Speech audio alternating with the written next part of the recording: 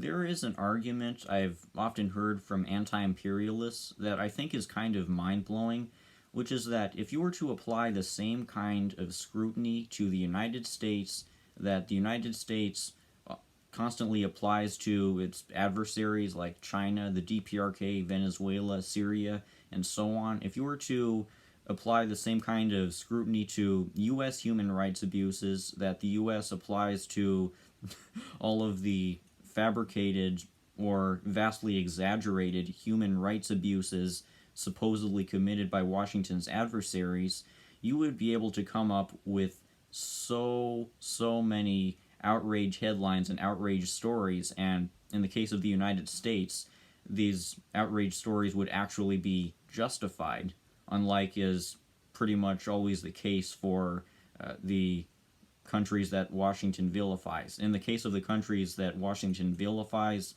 the outrage stories almost always come from a place of dishonesty. They almost always come from counterfactual information that was fed to the media by shills like the North Korean defectors who U.S. and South Korea pays to promote atrocity stories. It almost always comes from frauds like Adrian Zenz, who put forth fraudulent, deeply flawed reports about the supposed human rights abuses by China against the Uyghurs. These kinds of holes in the story are not present in the human rights abuse stories for the United States. In the case of the United States, the human rights abuse claims are all real, and they're what Americans should actually be talking about, actually getting outraged about.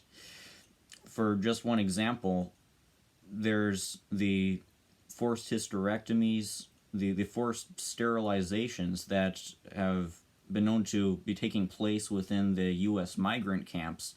There's the gas that the migrants in these camps have been exposed to, reportedly in this last year.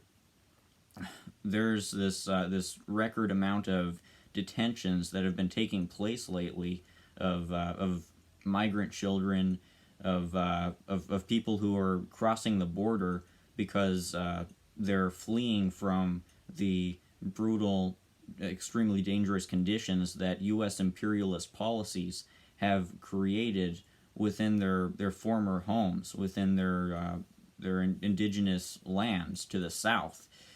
The U.S. installed regimes, the U.S. backed regimes, with their destructive neoliberal policies and their violent repression, their proliferation of violence and poverty, have driven these people to desperation, and they're seeking refuge in the United States, and the United States responds to them by either deporting them or forcing them into extremely inhumane camps with conditions that are reported to be filled with sexual, physical abuse by guards, with deliberately unsanitary conditions that have led to a lot of children within them dying from disease, a lot like how many of the victims of the Nazi concentration camps died.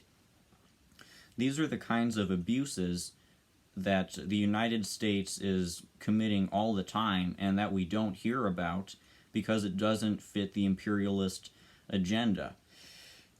And one of these examples of the U.S. committing abuses that it really is just projecting onto countries like China is the cultural genocide story.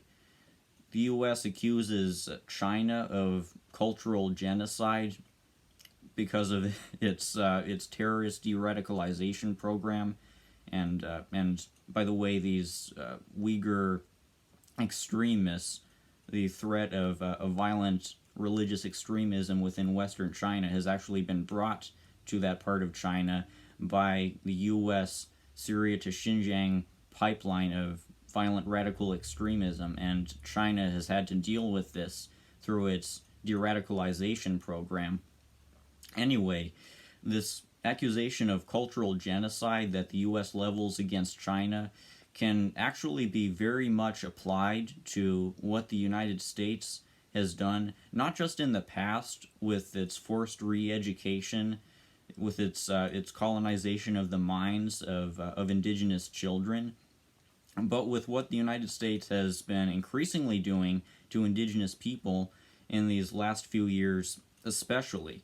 See, in recent years, U.S. Customs and Border Protection has hired the Israeli tech company Elbit to install these highly intrusive, highly invasive surveillance towers along the U.S. border that put everybody in everybody, at least who is outside, within a 7.5 mile vicinity of these towers under intensive surveillance. They can't go outside without being under the eye of U.S. Customs and Border Protection.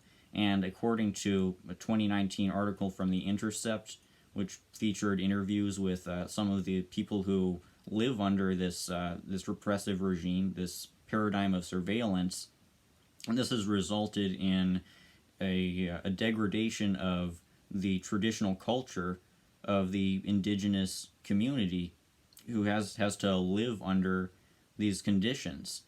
According to this person who was interviewed, many of the people in this indigenous community near the towers have been experiencing some psychological issues because understandably they're upset about living under this surveillance paradigm, and their culture has been degraded because they haven't felt comfortable with practicing their traditions outdoors while they're being watched by these white pigs who are looking from these towers, or rather from the feed of surveillance that is given to U.S. Customs and Border Protection by these invasive towers.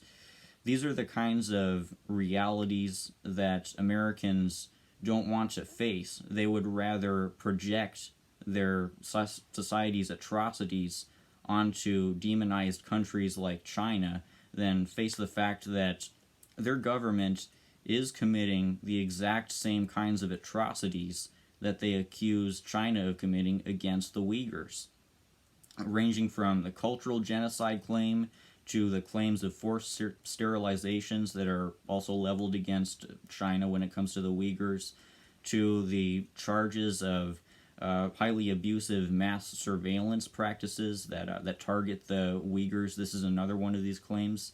And as I've described, this charge of abusive mass surveillance that creates the effect of cultural genocide against an indigenous population can absolutely be applied to the United States, not to China.